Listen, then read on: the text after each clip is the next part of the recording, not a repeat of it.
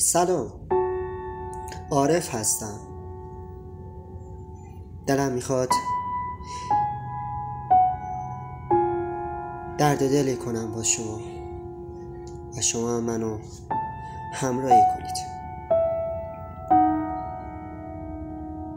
دلم خیلی گرفته. آمدم این کلیپ رو پیدا کردم و نشستم نگاه کردم و وقتی که دیدم بغضم گرفت. الانم که دارم با شما صحبت میکنم دارم با اشک صحبت میکنم، ولی جلوی خودم گرفتم که زیاد گریه‌مو نشنوید. چه یکم خجالتی هستم، ولی بدونید دوستان،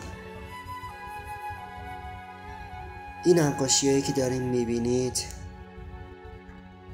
و این دوستان منی که دارین میبینید برادران من، خواهران من هستن. کلی باهاشون خاطرات خوبی داشتم،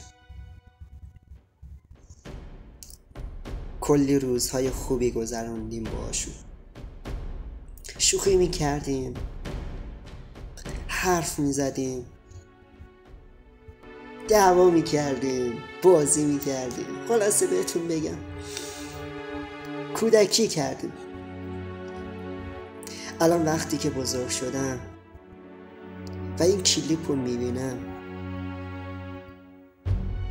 میگم وای چه روزهایی بود و چقدر زود گذشت.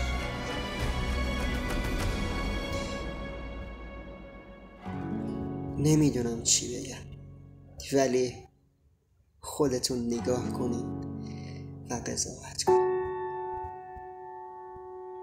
من دلم خیلی گرفته، دیگه نمیتونم صحبت کنم.